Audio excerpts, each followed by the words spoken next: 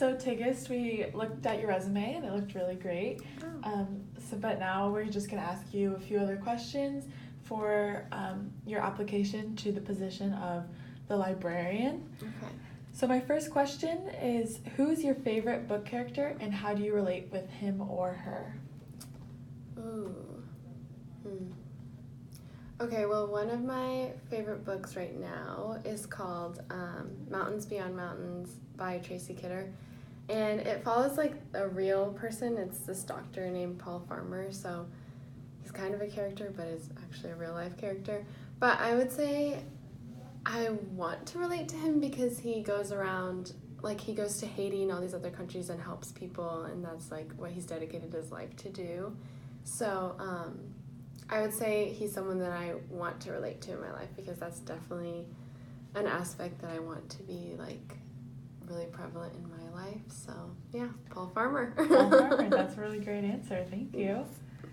And then next, we're just this is a fun one. What is your favorite all-time hide-and-go-seek spot? Ooh. Like if I was playing hide and go seek, or just a place that I go. Like if you were playing hide and go seek. Oh, okay. Well, whenever I used to play hide and go seek with my brother, I used to just like go into a bed, but like in the covers of a bed, and then make it look like I wasn't laying there. Like just put a bunch of clothes and like. So you like to hide in plain sight. Yes, but like no one Smart. suspects it. I like that answer. Thanks. All right, and then if I gave you a quarter and you had to spend it right now, what would you buy? Ooh. 25 cents. 25 cents. What can you even buy 25 cents? Okay, so when I was younger, there was the ice cream truck that used to come around. I used to ask my mom for change so I can buy the Hubba Bubba gum. So I would find those little Hubba Bubba gum things and buy those. Oh. Yes. Perfect.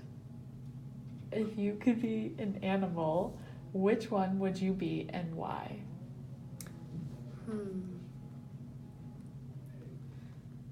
I would be probably an elephant, just because they're really cute and so like gentle and kind, and they're really, really smart. And yeah, they're just really cute. Also, I love Dumbo. The movie with I love Dumbo too. It's such a good movie. Oh, so that's yeah. a great answer. I like the elephant. And then, how do you measure success for yourself, and how do you measure success for a company? I think for myself, I think both of those kind of relate. For myself, I measure success on like if I can look back and see my progress and see how much I've grown in whatever specific area it is, or just in general. If I can see the areas of growth and see like where I am now versus where I've been, I would say that's success. And it doesn't necessarily have to be like I have to be at this level, and if I'm not there yet, then I'm not successful. I think it's just like as long as I keep working toward that. And I think with a company, it's kind of the same thing, because like with a company, you can't be at a specific place right away. Like it's going to take time to build and to get to where you want to be. So I think being successful is like, as a company, is being able to look around, see where you're at, where your employees are at, where you're at like in terms of like business or profit or anything, and see if you've grown. And that in and of itself is success to me. That's perfect. Yay. Perfect answer. And then so this question, is it better to be perfect and late or good and on time?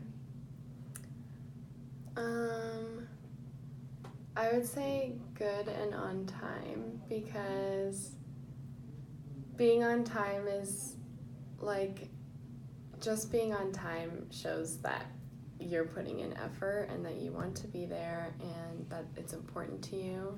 So I think being on time is super important, and even if it's not perfect, just the fact that you're trying and that you're there is a huge thing. So there's always room to grow.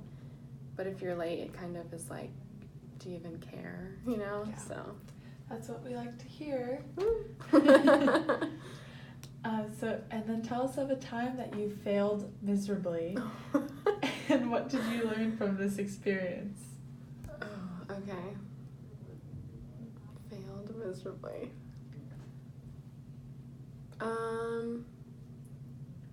Oh, okay. So in high school, I tried to play tennis. It was so bad.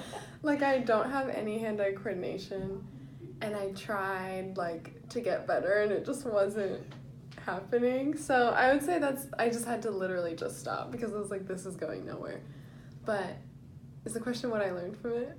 Yes. Okay, so I learned that I'm a bad tennis player, but also, I don't know, the whole process was still, like, really fun, and I learned a lot. Even though I didn't end up becoming a great tennis player, it's still something that was, like, a good experience. I had a lot of fun. I was able to meet people and engage in this activity, and so I think just, like, in any failure, like, the fact that you're trying is still gonna, like, help you grow as a person and in other life skills. So I see a theme of growth.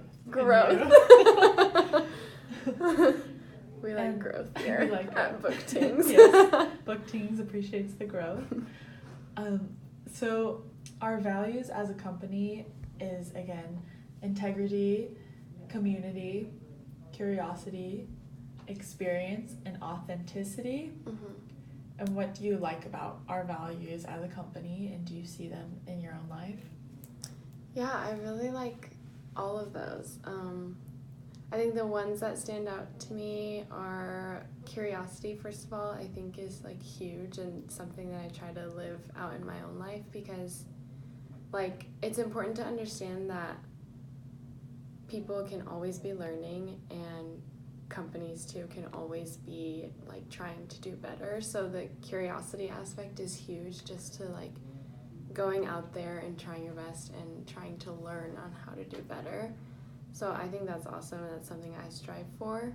And then authenticity is, like, really important also, because it's just important to be yourself as a person, and also as a company, in order to stand out among competitors, it's important to offer something that is just unique and stays true to values. Oh, great.